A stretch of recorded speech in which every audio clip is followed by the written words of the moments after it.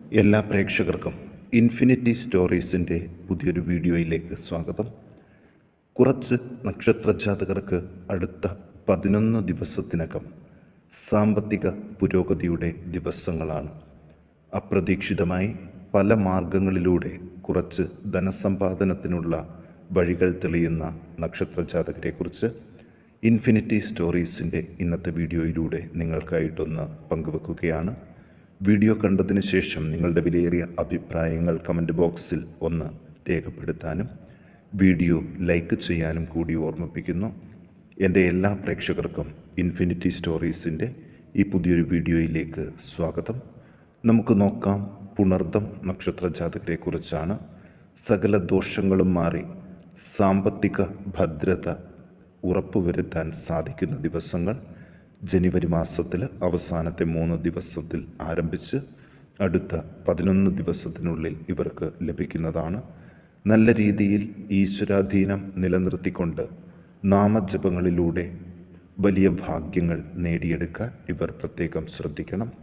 ബുധൻ്റെ ആനുകൂല്യം ഉള്ളതുകൊണ്ട് ലോട്ടറി ഭാഗ്യം വരാനും സാധ്യതകൾ കാണുന്നുണ്ട്.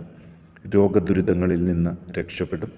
സൗഹൃദങ്ങൾ, കുടുംബ ബന്ധങ്ങൾ എന്നിവിടങ്ങളിൽ ശൈഥില്യം വരാതിരിക്കാൻ വേണ്ടതായ മുൻകരുതലുകൾ കൂടി ഉണ്ടാക്കിയെടുക്കേണ്ടതാണ്. ചെറിയ കുഞ്ഞുങ്ങൾക്ക് കഫജന്യമായ അസുഖങ്ങൾക്ക് സാധ്യത ഏറെയാണ്. എങ്കിലും ഒരു തരത്തിലും ഭയപ്പെടേണ്ടതില്ല.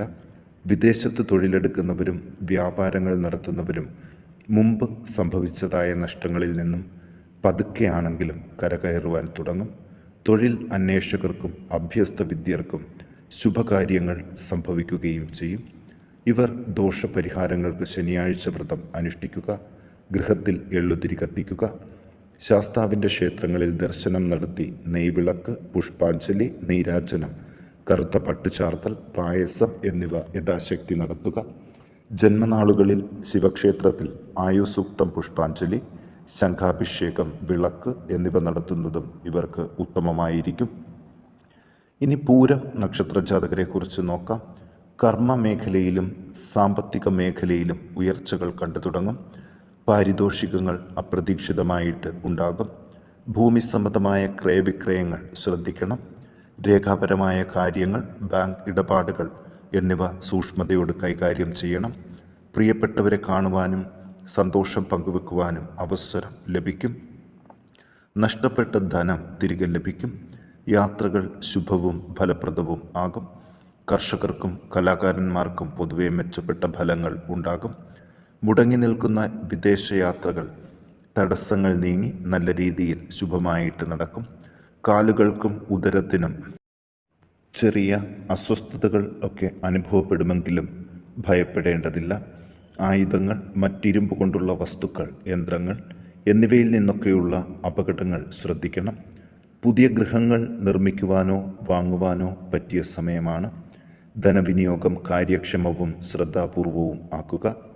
പ്രണയിക്കുന്നവർക്ക് ഇഷ്ടപ്രാപ്തിക്കും വരും ദിവസങ്ങളിൽ സാധ്യതകൾ കൂടുതലാണ്. ഇനി അത്തം നക്ഷത്രജാതകരെക്കുറിച്ച് നോക്കാം. നല്ല ദൈവാധീനം കൂടുതലായിട്ട് ലഭിക്കുന്നത് കൊണ്ട് സാമ്പത്തിക ഭദ്രത ഉറപ്പുവരുത്താൻ ഇവർക്ക് സാധിക്കും.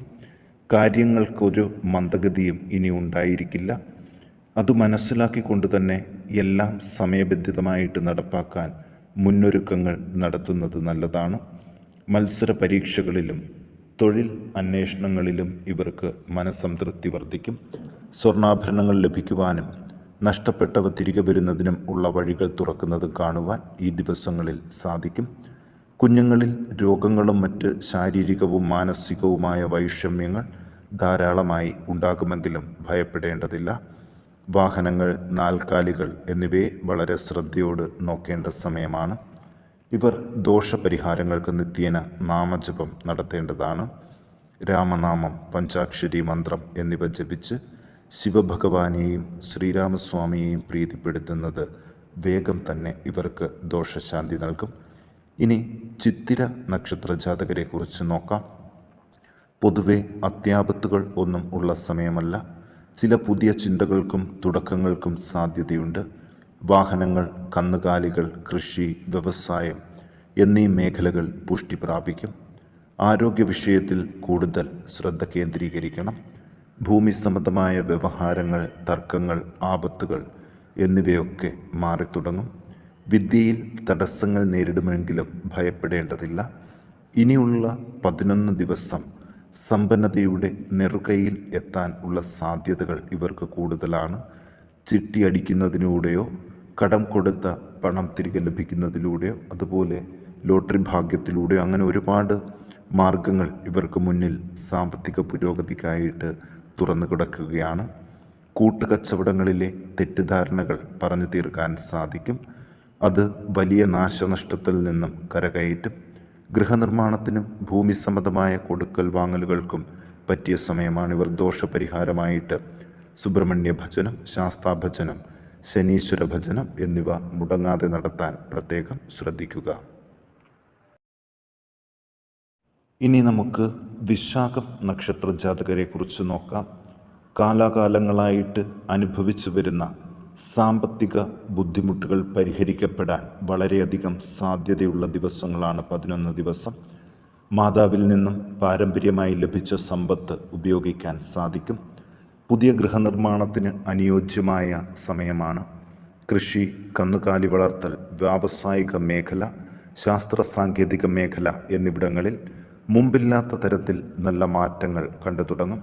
ശരീരത്തിൽ വരുന്ന വിവിധ വേദനകൾ, മാനസിക സമ്മർദ്ദം, ചർമ്മരോഗങ്ങൾ എന്നിവ അലട്ടുമെങ്കിലും ഭയപ്പെടേണ്ട ആവശ്യമില്ല. വിദ്യാർത്ഥികൾക്ക് സമ്മിശ്രമായ സമയമാണ്.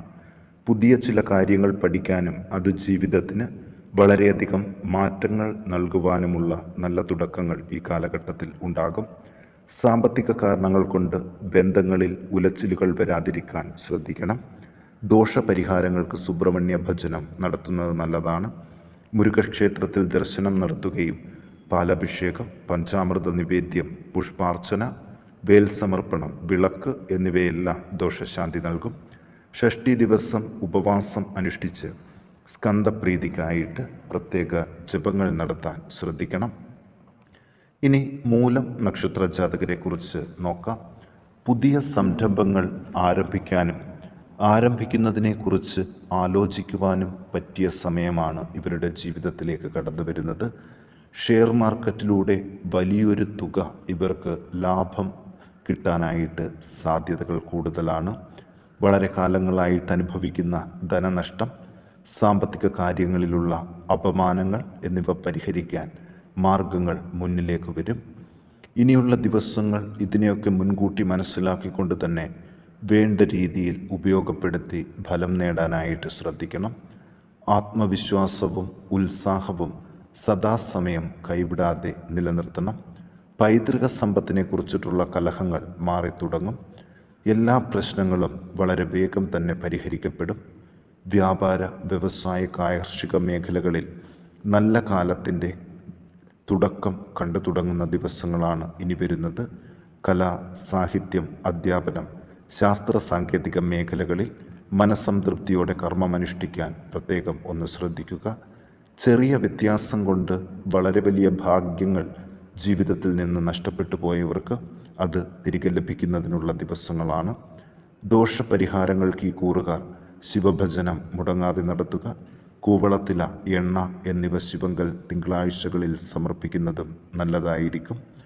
ഇനി ഉത്രാടം നക്ഷത്ര ജാതകരെക്കുറിച്ച് ഒന്ന് നോക്കാം.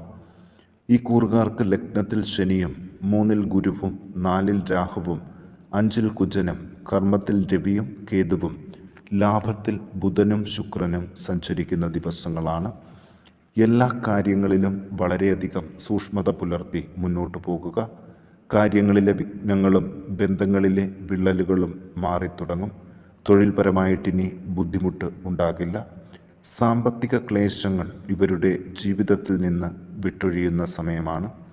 ശരീരത്തിൻ്റെ നാനാഭാഗങ്ങളിലായി അകാരണമായ വേദന അനുഭവപ്പെടും. കർമ്മമേഖലയിൽ സശ്രദ്ധമായ സമീപനം അത്യാവശ്യമാണ്. അല്ലാത്ത പക്ഷം തൊഴിൽ നഷ്ടപ്പെടുവാൻ സാധ്യതയുണ്ട്. വളരെ ശ്രദ്ധാപൂർവമായ ഇടപെടലുകൾ ബന്ധുജനങ്ങളുമായിട്ട് ഉണ്ടാകേണ്ടതാണ്. ചില വാക്കുകളിൽ വരുന്ന തെറ്റിദ്ധാരണ വലിയ അകലങ്ങൾ സൃഷ്ടിക്കാം. സാമ്പത്തിക മേഖല വളരെയധികം പരിതാപകരമാകും. കയ്യിലുള്ള ധനം ഉപയോഗപ്രദമാകും. അത് വളരെ ശ്രദ്ധയോടുകൂടി തന്നെ ചെയ്യേണ്ട ഒരു കാര്യം കൂടിയാണ്.